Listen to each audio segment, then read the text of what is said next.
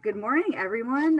Welcome to our college program. My name is Sarah Zimmerman. I'm the Teen and Reference Librarian at the Mark Twain Library, and I just wanted to say thank you all for joining the program this morning. It's a spectacular day out, and we really appreciate you spending some time with us on such a beautiful day. Hope you all get outside after. Just want to introduce our speaker today.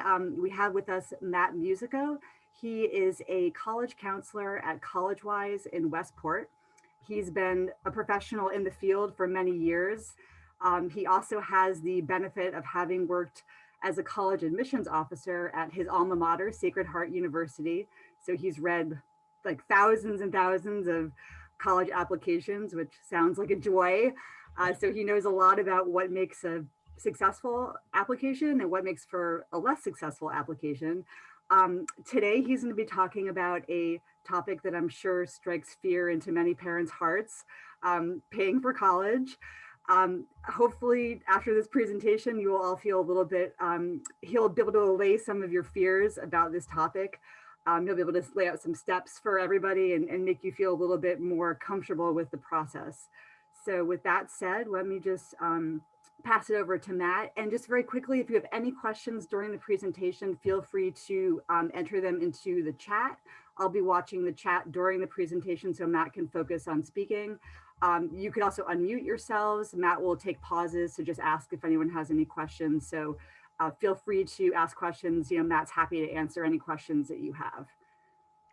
Great, thank you, Sarah. I appreciate it, and appreciate the nice welcome and introduction. And I agree, everyone's favorite topic, paying for college. I mean, my two kids are very young. I mean, we're just still worried about, like, we're thinking about kindergarten, so we're not necessarily thinking about paying for college just yet. Well, the actual act of paying for college just yet, but can already kind of like get the idea of exactly how anxiety inducing and just like the amount of agita that can come from just the idea of trying to send your child to college, especially I can only imagine as you get closer to it actually happening. So I appreciate everybody taking the time to sit down for a little bit and listen to me talk through a few points.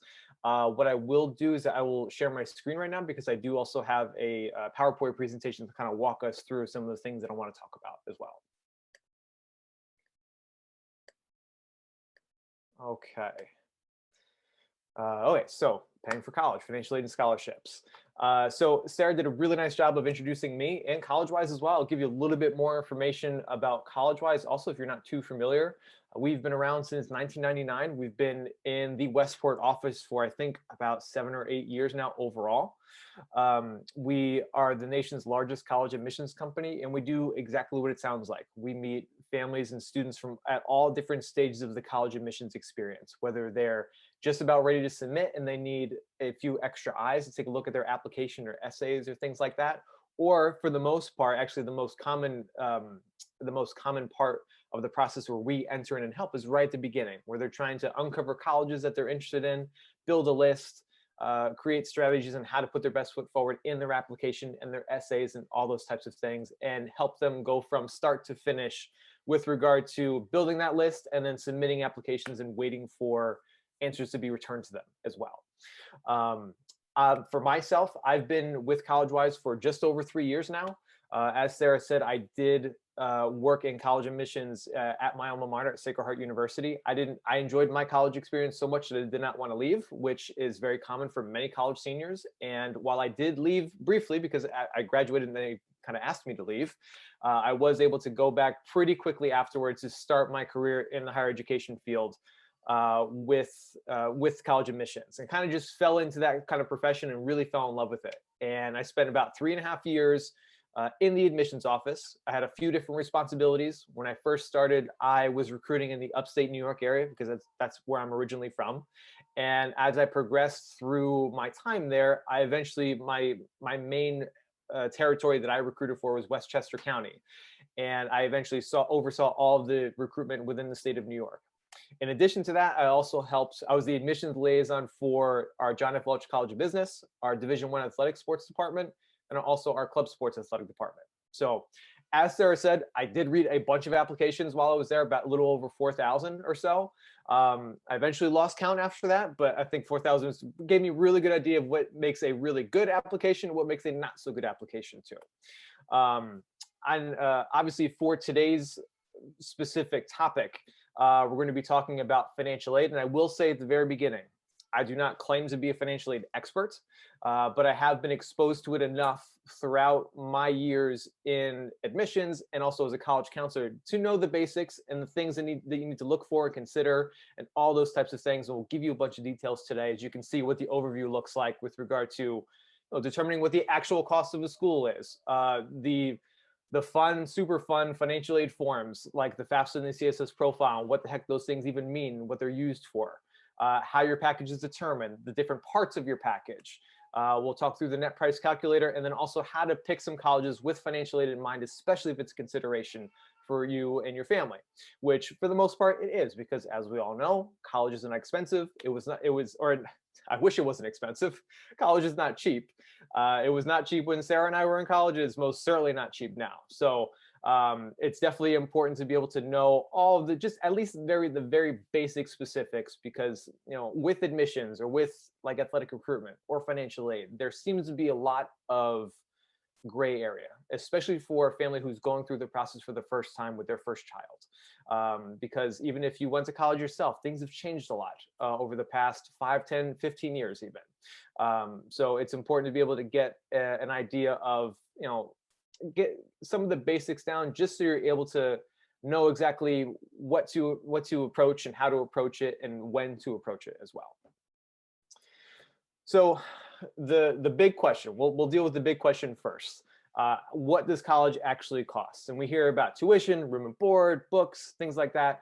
And if you haven't already heard a bunch of admissions jargon especially throughout this past year, as things kind of turned on its head because of the pandemic, there is a bunch of admissions jargon and financial aid jargon with regard to how much a school actually costs. So sometimes people just look up tuition and fees and think, oh, okay, that's what the school costs. Like, yes, that's certainly part of it. And that's, for the most part, that's usually the biggest part of how much a school costs, but it's not the only thing. So as you can see here, there are things like tuition and fees, room and board, books, and other things like that. This is just a really basic example, but I will bring up a more specific example in a second. When you're trying to find what that sticker price is before you get any type of financial aid or scholarships or anything like that, the term that you're looking for is total cost of attendance or cost of attendance for a particular school. So I'm going to stop the PowerPoint for a second because I do have, there we go. I do have an example of, this is UConn. So you can see for 2020, 2021, this current academic year, you can see the estimated direct cost of attendance for full-time undergraduates. So you can see there are a whole bunch of fees and housing and things like that. And obviously I picked UConn on purpose, one, because it's in Connecticut, and obviously probably everyone listening right now is living in Connecticut. But for any state university, you're going to see a difference between in-state students and out-of-state students. So obviously for UConn, it's going to be much cheaper for Connecticut residents to be able to attend than it would be for out-of-state students to attend.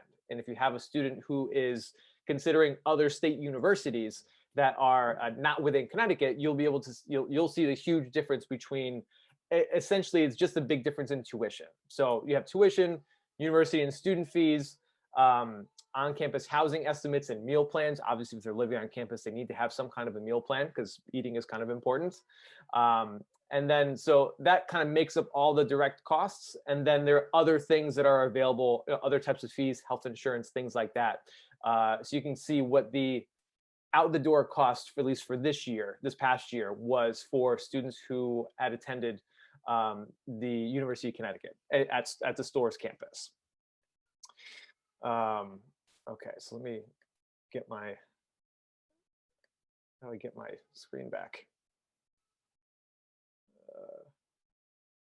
There we go.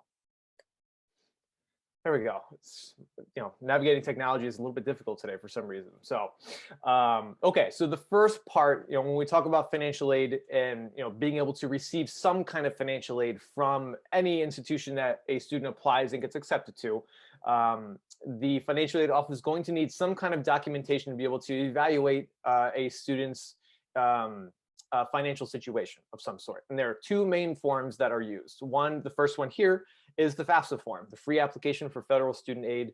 It is the source of many tense conversations and issues with families as they fill it out together, because usually parents and students sit down together and fill it out. It is not fun.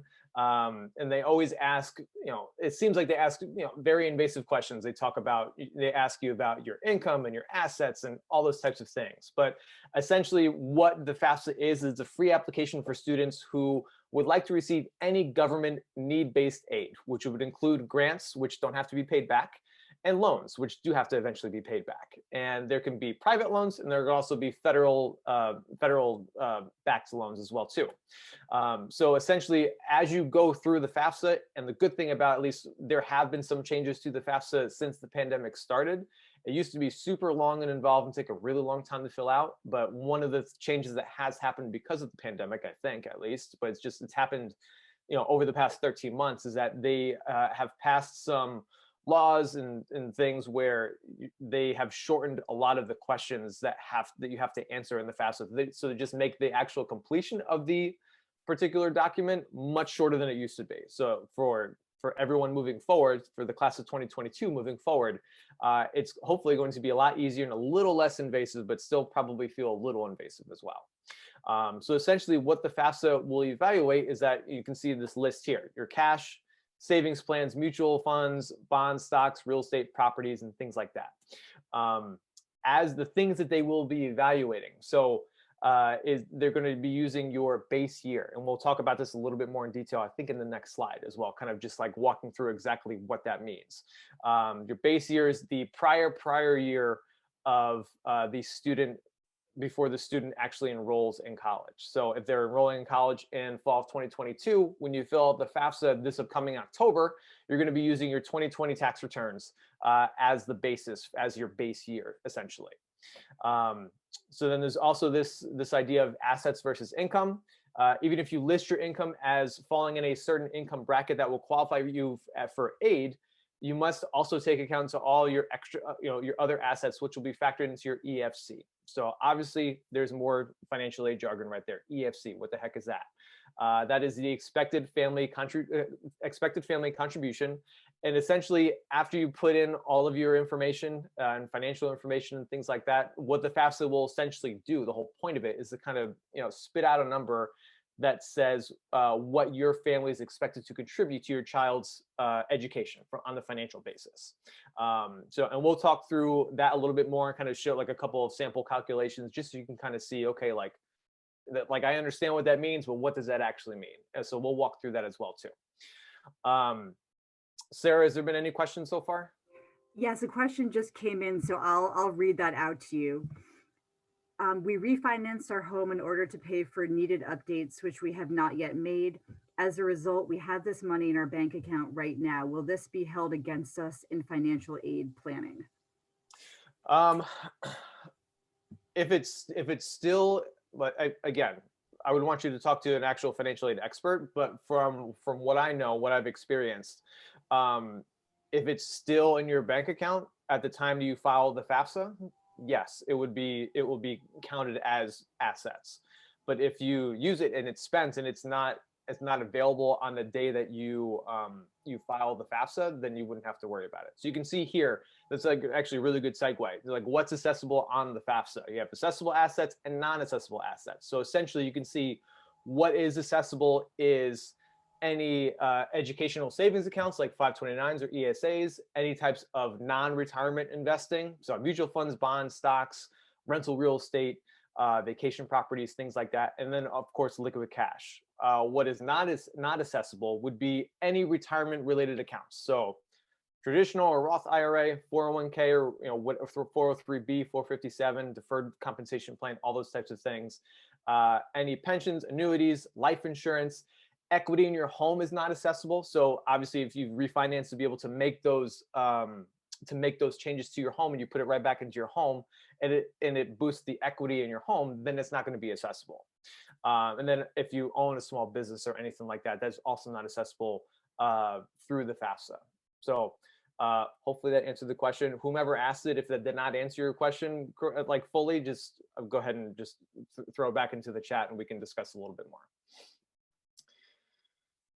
Okay, so here's where we're talking about the base year, prior year, all that kind of stuff. So this is like a nice little timeline here. So for the class of 2022, obviously they'll be beginning their college career in the fall of 2022, and they will be doing their college admissions applications and submitting applications to schools this upcoming fall and winter, in the fall winter of 2021. So each year the FAFSA and the CSS profile, but we'll talk about that in a second.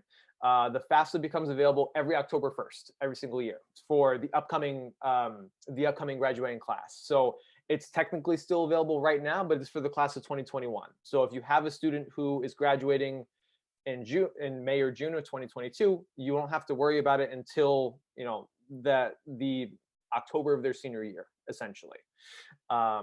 So then the tax years that would be used to fill out the form would be 2020, because that's the last full year of tax returns that you have available. Because I mean, you can't necessarily use 2021 because it's this year is not done yet, obviously. And so again, to kind of go back to that question that was asked, the asset figures that are used are as the day you file. So it'll just be, even if you have it right now, if you use it for whatever you plan on using it for, as long as it's not still liquid and available on the day that you file the FAFSA, you should be fine. But I would want you to just double check on that with a financial aid expert, whether they be independent or if you just call up a financial aid office to just a random school, whether it be UConn or someone else, just to ask a general question, because they get questions like that all the time. And I just want to make sure that you get the most accurate information that you can possibly get. Okay, and the CSS profile. So this, I kind of get like the heebie-jeebies when I just hear CSS profile, because when I was at Sacred Heart, we required both the FAFSA and the CSS profile to get filled out. So it's very annoying, and I never liked telling people that they had to fill both out, but there were reasons as to why they had to fill both out. So as we mentioned with the FAFSA is the purpose of it is to assess any need-based aid that you can get from the government. The CSS profile is important because it allows you to apply for any non-federal financial aid from a number of colleges and scholarship programs. So not every single school is going to require both of these. And in fact, what's more common, as you can see, I don't know if you can see it in a little screenshot here, but it says here for at least the FAFSA, for probably approximately 400 colleges and scholarship programs will use this particular profile in addition to the FAFSA. It was important for us at Sacred Heart because students and families needed to fill that out in order to release any potential institutional-based aid that they would be eligible for. So whether it be any, using Sacred Heart as the example, any Sacred Heart-based grants or scholarships, merit scholarships, athletic scholarships, if they had conversations with the coach, and that's on the table. All those types of things got released once they filled out the CSS profile as well. When it comes to who requires both and who does not, it definitely takes, one of the beautiful things about colleges in America is that everyone does it a little bit differently. And it's also one of the terrible things because everyone does it a little bit differently. So I would definitely want you to look up, if you have a current rising senior or soon to be rising senior in your household, and you're thinking about, you have like a pretty good list of schools and you're thinking this may be close to what your final list looks like, and you want to get a beginning idea of what is available or what you have to fill out rather, I would go and check out all those schools' financial aid offices and just see what they do require. More often than not, it's more common for the CSS profile to also be a required form to fill out for private colleges and universities. It's not as common, although it does happen for more like state/public universities, but in my experience, that's how I've seen kind of the split for the most part. Similar to the FAFSA, this also becomes available for the upcoming upcoming graduating class every October 1st as well too. So the goal is, and there's going to be a lot of like fear mongering that goes on, and a lot of things that will make you nervous once October 1st of your child's senior year rolls around, with regard to financial aid at least. There'll probably be some other things that make everyone a little nervous too. But just with regard to financial aid, you'll probably get some kind of notification from somebody, whether it's from the government or from College Board for the CSS profile, or from your child's school counselor or your independent counselor if you're working with one, saying that it's now available and you can start filling it out. And a lot of people will say, well, fill it out as soon as you can, which is helpful. Yes, it is helpful to fill it out as soon as you can, but that doesn't mean you need to rush through it. Each school, depending on the admissions programs that you apply into, will kind of dictate when they also want the financial aid forms submitted to their particular school. So in addition to when you're looking to see which schools require what forms, whether they just require the FAFSA or require both the FAFSA and the CSS profile, they will, I would say, probably 9.5 out of 10 times also have their priority deadline to have it filled out and submitted to them by on that same page as well too. The only good thing by filling out these forms is that you only have to fill them out once, thankfully, and you get to just send them 10 different ways if you need to. So if your child has 10 or 12 schools on their list and they all require both forms to be filled out, you can fill out the FAFSA and the CSS once each, and then send it 12 different ways or 10 different ways, or however many schools are on your list. Were there any other questions, Sarah? I thought I saw some Yeah, a stuff couple pop of up. questions just came in. I think you may have answered the first one, which is, should you fill out the CSS profile regardless? Yeah. Oh, yeah. I mean, I would definitely not fill it out regardless unless you have to, just because it's a lot of information and it takes time and effort and things like that. So I would first confirm whether it be with your child's counselor or just doing it on your own, just to confirm which schools require what. The one that you'll have to fill out regardless is the FAFSA form, because every single school will require that for financial aid. But the one that's the wild card is the CSS. So not every single school is going to be requiring that. And it may end up that the majority of the schools in your child's list does. But I would rather you just confirm that first before having to fill it out.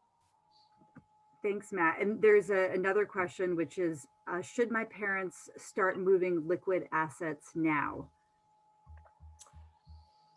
Well, that sounds like a very, very personal family decision.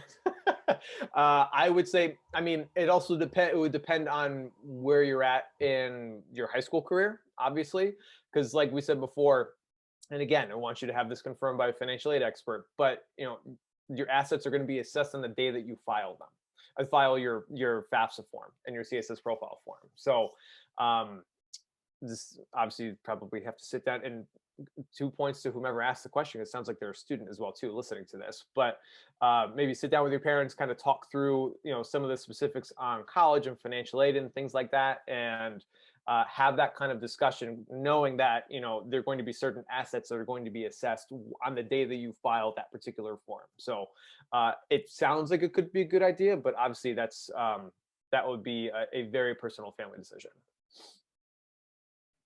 Anything else right now? I think that was it. Thank you. Okay. All right, cool. Okay, so we were talking before about EFC, expected family contribution, and what exactly that means. So this kind of lays it out pretty simply, just because it ends up just being a pretty simple math problem overall. So we take the total cost of college each year, so the COA, the cost of attendance, and then after you fill out the FAFSA, you'll be able to get an idea of what your EFC is, the expected family contribution. So you subtract the expected family contribution, what the government is expecting you to contribute to your child's education, which never totally seems accurate. I remember way back in the day when we were filling that out for me, and I was like, this doesn't seem right. But it's the government for you, I guess. But so you take the EFC and you subtract that from the total cost of attendance, and that will equal whatever your financial aid need is. So whatever that gap is what's going to be, what you would have to fill up, whether it be by some kind of need-based aid or grants or other outside scholarships, which we'll talk about, or loans or things like that. So just to have a couple of like actual examples here, so you can see, for a college that costs, let's say if you're looking at a public university or state university, and you're an out-of-state student, and the cost of college is about 50 grand, and your EFC is $20,000, that would mean you need $30,000 of need-based aid to make up that difference. But if you're an in-state student, Say you're going to UConn and the cost of college is about 20 grand and your EFC is $20,000. That would hypothetically mean that you don't need any need-based aid, which obviously, like I just kind of insinuated before, just because the government or the FAFSA evaluates your stuff and says that you can contribute so much money per year, a lot of times it's not necessarily a possibility for many families too. So we'll talk about that a little bit more in a little bit as well too. But something that can be incredibly anxiety provoking is for families that have multiple children in college at the same time. Like I remember when I was getting ready to go to college, my brother was a junior in college as well too. So what the one good thing, I guess, about the EFC here is that it will be whatever it is, it's split between multiple children. So if you have 2 college students and your EFC is at $20,000, then you hypothetically can contribute $10,000 per child, and that would hypothetically increase your need-based financial need as well too. So obviously you can kind of get an idea of what your EFC is by going to collegeboard.org today, just to get like a ballpark estimate. And there's also net price calculators, which we'll talk about in a little bit too. There's a handful of resources that you can use to get a beginning idea. Obviously, it's not going to be completely exact, and it's going to be, because things will change between now and the time you actually submit forms and the official process happens. But you're able to get at least a ballpark idea of, exactly how much of a cost expenditure this is potentially going to be for your child, depending on the school that it is. So we'll talk about the net price calculator in a little bit because it is a really good resource. Okay, so there are a few different types of financial aid awards outside of like need-based aid. So one is obviously grants and scholarships, which is money from either the government or whatever college you've applied to that does not have to be paid back. And obviously with scholarships and academic merit-based scholarships, they usually come with some kind of parameters once you get to that point. Like I have a few students who are poring over some of their financial aid awards right now and trying to make a decision before May 1st. And they're able to see, okay, I've been awarded, let's say a $20,000 per year scholarship, which is a wonderful scholarship. But the parameters are you need to keep a certain GPA, each academic year for it to be renewable. So as long as you do your end of the bargain, you're able to hold on to that scholarship throughout your college career. And usually it's a pretty attainable GPA, like a 2.8 or a 3.0 GPA or a 3.2 GPA, something like that. I wouldn't necessarily, they classify this as an award, but I wouldn't classify loans as an award. But obviously that is money that's borrowed that will be need to pay back, and usually with a certain interest rate within 6 months or so. It will start within 6 months after graduating from college as well too. It's obviously not mandatory to take on loans, and there are ways to consider colleges without loans as well, but it's a family specific discussion as well too, with how you want to go about your college search and things like that. Another type of financial aid award, which is actually pretty helpful, is work study. And so this is government eligible work that will pay students tuition. Students must submit a FAFSA in order to be considered for work study programs. So that's why it's important to make sure that you submit your FAFSA. And they'll essentially work at the institution that they're attending and find jobs that will qualify as a work study. It's a great way to work and put money towards your tuition. And also sometimes there's a way to be able to just make a little bit of pocket money as well too, as a work study student. So when I was at Sacred Heart myself, I qualified for work study, and they have a huge work study program. They usually have somebody in the financial aid office that will be in charge of work study programs. And they make everything available to students who qualify to be able to apply for whichever jobs they find interesting. And so like in some cases, it could just be something that's super random in general, like working in the president's office or working in the library or something like that. And it has nothing to do with what a student maybe would want to do beyond college. But for someone like me, I had studied sport management when I was at Sacred Heart, and one of the work studies was being on like the game day setup staff and breakdown staff for all the athletic events. So it was like, I can't remember what the official name of it was, but I think it was like assistant to the athletic director. And like, so like I essentially will go on game days for various sports throughout the year and help set up before the games and break down everything after games as well too. So there are a bunch of different options for students to be able to take advantage of. That's very specific to whichever college they end up going to, of course. But That's a nice way to have money applied to their tuition. And also in some cases, like for me, I know like I got like a really, really small stipend off of like working a certain number of hours per week. And it's usually pretty small. Like I think for mine, it was like 10 hours a week was the limit that I could work on the weeks that I worked. So. Okay, so how schools will determine your package. Here comes more admissions and financial aid jargon. So there are three things that you may hear from people: need blind, need aware, and full need. Essentially, what need blind means is that an admissions office will go about assessing a student's admissibility or chances of getting admitted to their institution without considering their financial need or financial picture at all, which is the most common. The majority of schools that I've ever encountered are usually need blind, but there are some schools who are need aware, which essentially means that a college will consider a student's ability to pay when determining whether the student is acceptable or not to the institution. And speaking candidly as a former admissions officer as well too, because I do know certain things will happen at certain points in the year as well too. So just kind of let you guys know about this is that even for some institutions who are need blind, and not just my experience in admissions, but also being able to talk with a bunch of other people in the industry that I know that are still in admissions offices, they're pretty sensitive to obviously the student loan debt crisis and things like that.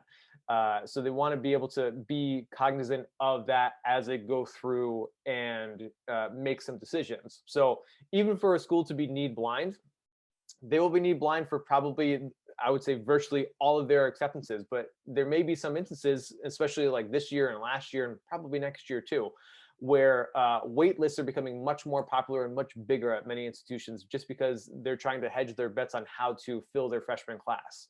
And essentially, I'll go off on a little tangent here just because it's important, but if a student gets waitlisted, it doesn't necessarily mean that they're not acceptable yet. It means that a college thinks that they're an acceptable student, but they don't have the room to be able to offer them an acceptance, because an acceptance is essentially a limited resource at each particular college. And as more spots potentially open up, that's when they're able to potentially pull students off the wait list. So there are different ideas and processes for how schools will pull students off the wait list, but sometimes there really is no rhyme or reason as to why they do so. So for schools who, even if they're need blind or need aware, they may look at that particular student's financial picture to see, okay, if we were to pull them off because we're working on a limited resource, would they even be able to afford coming to our school if we did accept them? So those types of conversations do happen in the springtime, at least from what I know from my own personal experience and talking to other people in the industry as well too. So just wanted to at least let everyone know that that type of stuff does happen. But I would say virtually every single time and every single school that I've ever looked at, the majority of schools are need blind, which is what it should be, because they should just be able to look at a student's academic qualifications and extracurricular qualifications and decide whether they're acceptable to the university or not. This idea of full need, it means that a school will cover 100% of a student's demonstrated need through a combination of scholarships, grants, work studies, and loans. So as it says here in the little blurb, some schools like the University of Chicago or Colby College committed to meeting this need without taking out any loans. Other schools will offer loans as part of the package and will limit them for those families with the lowest EFCs. So going back to that EFC, if we use that calculation that we talked about, the total cost of attendance minus the EFC will equal whatever a family's financial need is. So whatever that need is for schools that say that they meet 100% of a student's full need, they will make sure that they go up to that, whatever that full need is. So if they need $30,000 to be able to make up that gap, they will come up with some kind of financial aid package that will take up that entire gap. And as it said in the little blurb here, some schools do that with loans, which obviously come with other implications, but there are some schools who have committed to doing so without loans as well, which is obviously a much better alternative if it's available. Are there any questions, Sarah? I feel like I saw a couple things pop up. I think you may have clarified this, but I'm just gonna say it anyway. I'm unclear on need blind. Does that mean they don't care how much or little you make when they offer you financial aid? Um, it's half right. So need blind means that the admissions office doesn't care what your financial situation it is, what your financial situation is when determining whether you should be accepted or not to the university.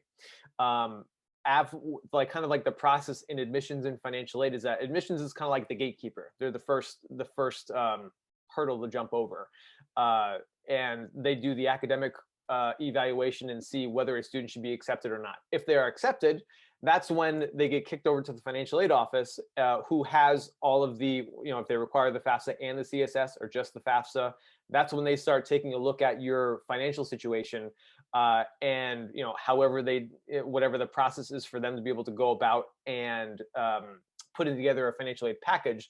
That's when they'll take a look at all those types of things.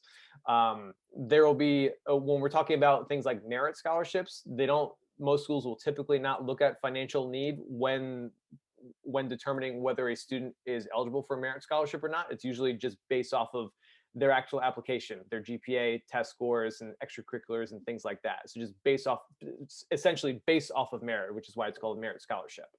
But yeah, so need blind, just when we're talking about need blind, need aware, that's solely talking about how the admissions office will view a student's application and make a decision on their admissibility or not. Beyond that, that's when the financial stuff and financial need will come into play with regard to what a financial aid package would look like. So it would not have, it doesn't necessarily have an impact on whether you get an acceptance letter, but it will have an impact on what type of financial aid package you could potentially get from that particular school before you decide to enroll there or elsewhere. So I hope that was clear. Anything else? I think that was all for now. Thank you. Okay. Okay, so we've kind of talked through this a little bit. So components of a financial aid package. There are merit scholarships from colleges themselves. Obviously, we've talked about need-based a lot with regard to just whether it be government-based aid or institutional-based need-based aid, and things like that. So merit scholarships from colleges themselves, sometimes it'll depend. Certain schools, every school does it a little bit differently. Like I know when I was at Sacred Heart, every single student who applied to Sacred Heart for admission and was accepted was automatically eligible to be considered for merit scholarships. So there was no extra scholarship application that they needed to fill out through Sacred Heart to be eligible for a merit scholarship. There are some schools that do that though, and sometimes sometimes you would see it on a common application or whichever application you fill out for admission.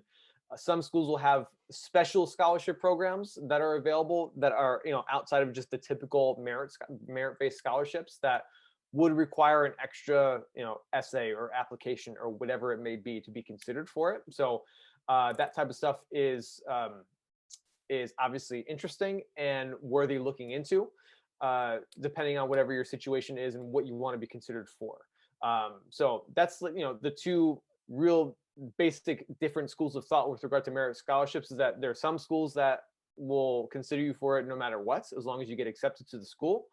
And there are other schools who are asking you to do one or two extra things to be considered for any of the scholarships on a merit basis that are available at that particular institution. Between merit-based scholarships at schools and need-based aid at schools, and also via the federal government, there are also outside scholarship search companies.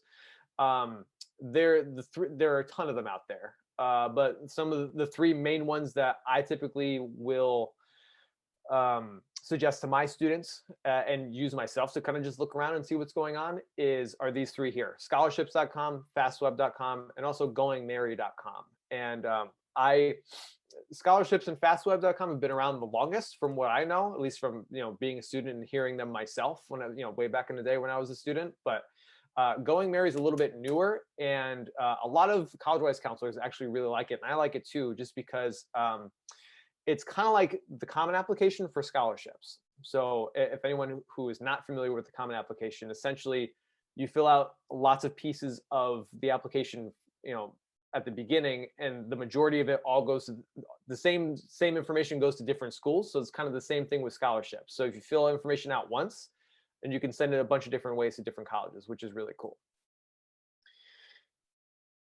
Okay, so this net price calculation. So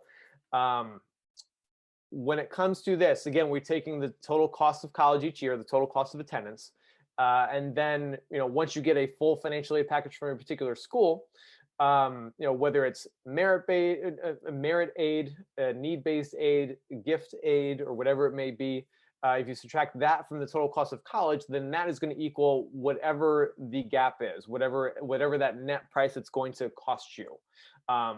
So this is different from that last equation that we had, because that was essentially just taking out what the federal government or colleges, institutions are expecting you to contribute.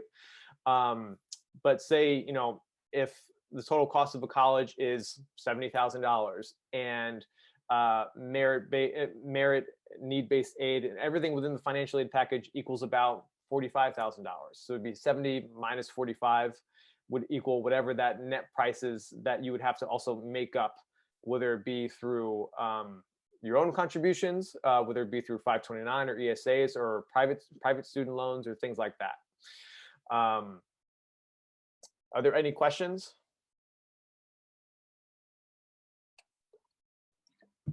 There are no questions right now. Okay, cool. I think it's gonna be up on another slide, but I'll take some time to talk about it right now. We're talking about net price calculator. It is a federal law for every single school to have a net price calculator on their financial aid website, which allows you to, again, get the ballpark estimation of what the total, that whatever that net price is, beyond any aid that you'll be eligible for potentially, to kind of get a beginning idea of how much college is actually going to cost. So a lot of people will get scared off of a college just simply because of the sticker price, which makes sense, because when you're looking at 50, 60, 70,000 hours per year, it's easy to get scared by that kind of stuff. But I always point people to the net price calculator on each school specific site, because even though it's pretty involved and you have to fill out a bunch of basic information with regard to a student's academic profile at that particular point in time and your financial profile at that particular point in time, it gives you a rough estimation on actually how much it would cost for a particular student. Because most of the time, even though the sticker price is super high and expensive, the majority of people do not pay the sticker price to attend a particular college. They will likely get some kind of aid, whether it be through merit-based, need-based, or outside scholarships or things like that. So I would definitely suggest for schools that you're considering, if financial aid is a consideration, which it likely is, because we've been talking about this for a while now. I would definitely suggest going onto each school specific financial aid website, and they should have it really plain and simple somewhere in the website, labeled as a net price calculator. So you can go ahead and go in there and fill everything out and get an estimation on how much college would actually cost out of pocket for you. Okay, so how to pick colleges with financial aid in mind. And some of these things that are listed here are things that we've already talked about. So first, asking these first two questions are most important. How much does a school actually cost? So figuring out what that total cost of attendance actually is, and then also getting an idea, at least a rough estimation of an idea, before you fill out a FAFSA or a CSS profile, to get an idea of what your expected family contribution is. And then from there, as a student is filling out their particular list with schools that they want to apply to, then you want to kind of dive in a little bit deeper to each of those particular schools to see if they're realistically for your particular family on a financial basis. So based off of net price calculator findings and whatever your expected family contribution is and things like that, just kind of being able to get an idea of, if Susie or John were to apply to this particular school and they got accepted, this is potentially an idea of what a financial aid package could look like. So this is what we'd be on the hook for, essentially, from an out-of-pocket expense. So is that something that your family can handle or not? And obviously a conversation to have with your child as well too. It kind of leads right into the next point here. Consider having an honest and frank conversation with your kids about college costs. It's very common for families and parents to want to like shield some of the financial stuff, and obviously wanting a child to pick colleges that they're really excited about without thinking about cost. But it's always better to have those conversations up front first, just so they kind of have an idea of what they need to consider, the ramifications of certain things if they decide to do certain stuff. And I make sure that I talk about that with my students as well too, especially if it ends up being a consideration from the parent side when they tell me. Because I remember when I was 18 and I got accepted to Sacred Heart, we didn't have that conversation before I got accepted, and it was my first choice. And when I got accepted, I just thought, okay, I'm gonna go. And then I had my family, or my parents sat me down and like, okay, well, if you want to go, you're gonna have to take out some loans and to make it possible. And me as 18-year-old naive kid was like, yeah, sure, it's not a problem. And then after I graduated, I was like, oh, that's what this means. Okay. So I usually, the whole point, one of the big points of me being a college counselor is to make sure that students don't do things that I did when I was a kid, and at the very least, just be aware of the situation. And it's not terrible to take out loans. It's obviously not ideal, but what those ramifications are. Because when I was 18 and I heard I had to take out loans, I didn't think about having to pay it back 10 or 15 years after I graduated. I didn't think about that kind of stuff because many kids don't think about that. So it's good to have an honest conversation about what types of schools from a financial perspective make sense for your family and how you can help. And how they may have to help, whether it be getting a job or doing other things to be able to make it possible. And obviously, it's also a good idea to apply to plenty of target and safety schools, including a financial safety school. With a lot of my Connecticut-based students, we usually just end up throwing UConn on there as a financial safety, just because the cost difference just makes sense. If things just end up, don't go how exactly they want to from an admission standpoint, they're able to at least have a cheaper option available to go to if they want to. But the idea of putting targets and safeties on a student's list, when we're talking about a balanced list, we want ideally to have about 2/3 of a student's list be full of targets and safeties that they're excited about. Because hypothetically speaking, if there's a greater chance of a student getting admitted into a school, there's a greater chance of them being towards the top of the admitted students pool with regard to their academic qualifications. So if they're towards the top in their academic qualifications, then they could potentially be eligible for more merit scholarships than they would be, say, at a reach school that they got admitted to. And lastly, but most certainly not least, determine if college is worth the cost. More expensive does not necessarily mean happier and successful adults. There are many, many great institutions in this country. There are over 4,000 colleges and universities in America. And for the most part, at least through the internet and social media and the news, we typically only hear about the 30, 40, or 50 most selective schools in the country. And lots of times we can think that if we don't get into one of those schools, our life is over and there's nothing else that I can do about it. But the name of the college that you go to or how expensive it is isn't going to guarantee anything once you get out of there as well too. It's what you do on that particular college's campus that will make everything worthwhile once you leave, or once you graduate and go on to graduate school or the workforce or anything like that. There's some great resources here. What I will do, obviously you can take a screenshot if you want, but what I will do is I'll also send this PowerPoint to Sarah because she has typically, and you can correct me after this if I'm wrong, Sarah, she'll send out the recording to everyone who had registered. So we'll just also pair the PowerPoint as well to the recording that gets sent out later next week, just so you have access to the information and also being able to just grab these links without having to type it in or screenshot or whatever, anything like that. So just kind of like a pretty basic rundown of most of the things that we've talked about, and just some more information on financial aid and certain guides that you can read and things like that. Okay, so I've talked enough, but what we can do to help is if you're interested in having somebody in addition to your child's school counselor helping you through the college admissions process and advising you in certain areas, we are here to help. Obviously, you can't click this link, but I will click it and I'll throw it into the chat if you'd like to get information on either meeting with me for a free introduction meeting just to kind of talk about your situation a little bit more specifically and privately to see if we're a good fit for you all to help you through this experience. Or if you want to get onto our mailing list or get more information about upcoming free seminars and webinars and things like that, because all of the webinars that we hold and seminars that we hold are all free, just because we want to give as much free information as possible to make sure that everything is accurate in as way as it should be, and you feel as confident as possible moving forward in this experience as a family and with your child as well too. So I am going to stop talking for a minute. I will stop sharing my screen and I'll throw this link into the chat box. And obviously, if anyone has more questions, feel free to either unmute yourself and ask if you're comfortable doing so, or just throw it into the chat and we can address it that way. This was great. Thanks so much, Matt, and thanks everyone for coming. As Matt said, I will send all of you a link to the recording and also all Matt's contact information and his PowerPoint slides. So you'll have all that. So you don't have to worry if you missed anything or you didn't take notes during the presentation.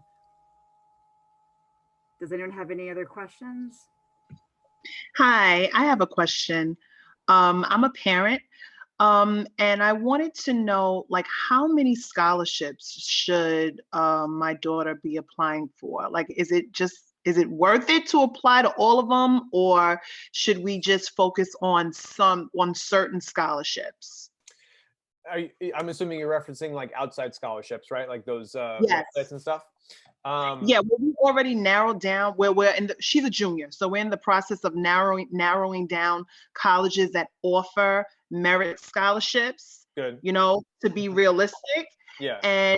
But now we're working towards outside scholarships. So I was wondering, like, is it worth it to do like all of the scholarships, like $500 scholarships, $1,000 scholarships, and then big ones too? Like, does it make sense? Well, it'll make sense just with regard to, you know, what is it? You say you have a daughter? Yes, I have a daughter. It's just that, you know, I don't want her, well, I'm helping her too, but it's like a family thing here. But it's like, I don't want to spend so much energy on things that are going to be fruitless, you know? Yeah. And sometimes it seems like you're just kind of like yelling at a cloud with some of these things here or there. So, I mean, how I typically pose it to students is kind of like, it's a little bit like a part-time job for right now. Like maybe if you spend like if you want to have some type of a goal, whether it be like 2 or 3 or 4 or 5 scholarship applications per week filled out, just to kind of see. So this way you're not feeling like you have to do all of it, but just still like consistently putting stuff in. I know like the smaller ones don't seem like they're worth it, but I mean, when I was getting ready to go to college, I won a couple of smaller ones and it paid for books for like a year or two.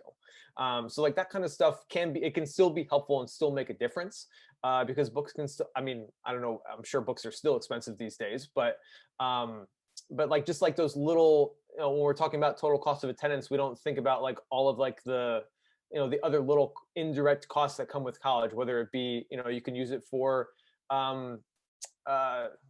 like I can't think of the right word, but snacks. Yeah, my son snacks, is in dorm room stuff, like, you know, all those types of things, or like if you're gas to get to school, or a plane ticket if you have to take a plane to school, or a train ride, or, you know, things like that. So those little ones can still make a difference. Obviously, it's not going to be, you know, when we're talking about the big picture of it, it's not going to make a huge dent.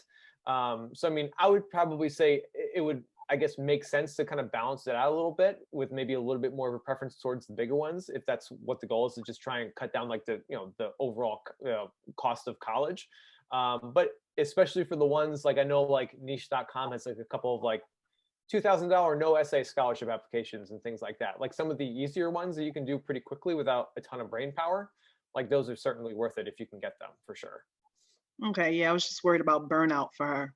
Yeah. Oh, yeah. It's something to manage for sure. Like, we talk about it all the time with my students. Like, look, like, yes, like we need to have like some kind of a goal so you're making progress each week, but we want to do it in a way that's not going to make you want to pull your hair out, because it's important, but it's also not the only thing that you're focused on, you know, during your time in high school.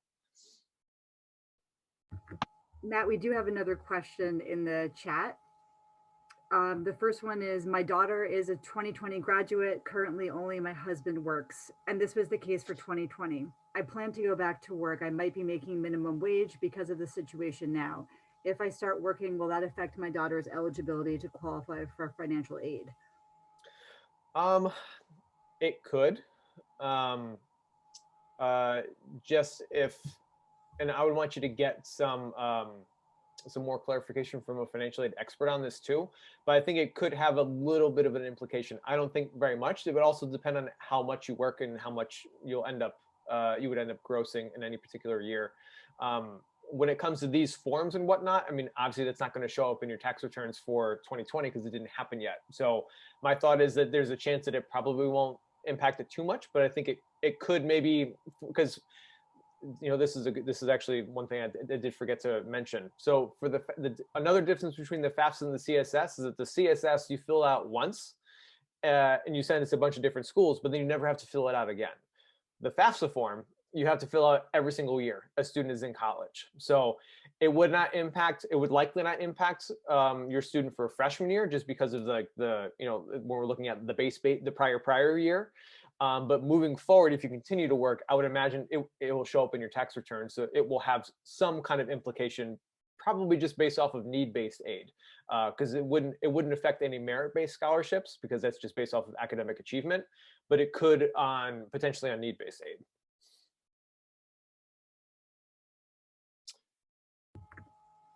There is another question for you. You might be reading it right now. It's about your CollegeWise's fees is the first part. How is CollegeWise paid for their services? Is it a flat fee or percentage of funds received? And then the second part is, please give an example of how you as a college advisor have helped a family that tried to go through the process on their own and then use CollegeWise's services. Okay. So for CollegeWise, we have a bunch of different types of programs, and it can be a flat fee, kind of just like an all-encompassing type of program, or we have a bunch of different like a la carte options. Sometimes we have people who just want to come in and just ask questions for an hour, and they could just pay hourly. Or we have a student who needs help with a couple of different things, but they want to be the project manager and kind of just dictate to the counselor what they would like to get accomplished. And they just are able to pay hourly, or they only want help on their essay, and we have an essay package, or they only want help on their supplements.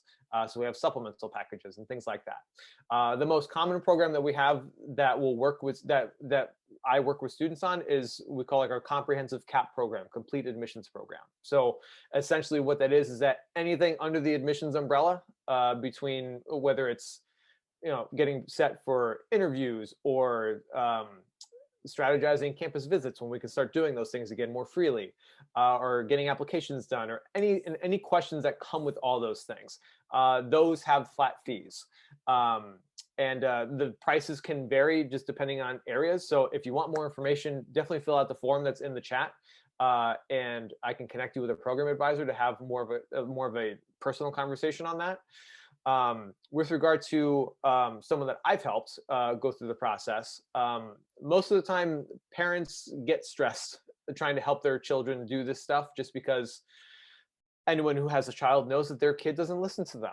And even if somebody else that's not their parent says the same thing, they listen to them simply because they're not their parent.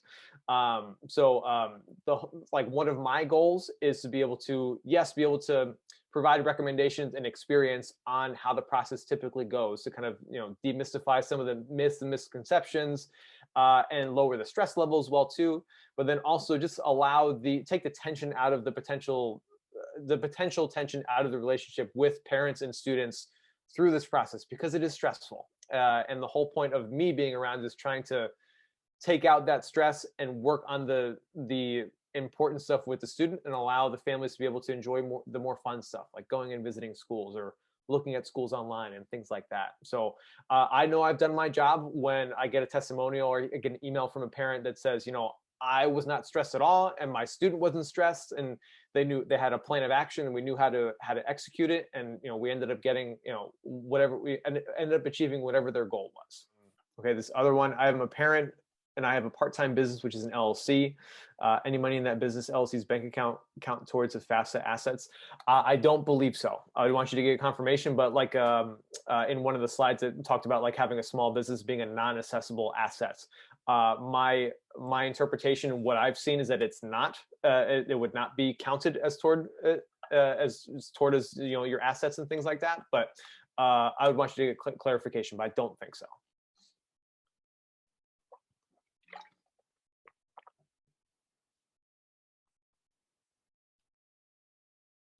Any other questions?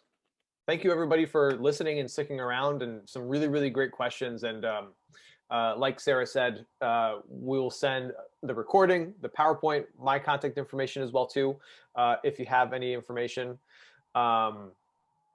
If you want all that information again, and obviously, you know, you'll be able to know where to find me if you have questions, if you want to talk to me a little bit more personally with your particular situation. I did see another one come through here. There are no dumb questions when it comes to financial aid, even though this may be a dumb question, but when do you start seeking outside scholarships? Do you need to be admitted? No, there's really no, I mean, typically for outside scholarships, they'll have whatever like the eligibility requirements are within them. So like most of the time you need to be a junior or a senior in high school. You don't have to be admitted to a school to start applying for outside scholarships though. You can start doing that whenever you want, as long as you meet whatever the qualifications are within the actual scholarship information itself.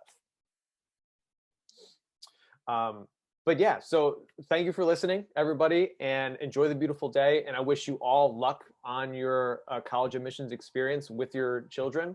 If it's your first child going through, congratulations. And if it's your last child going through, definitely congratulations. And hopefully our paths will cross again. Thank you, everyone. Have a great weekend. Thank you. Have a great weekend. Bye.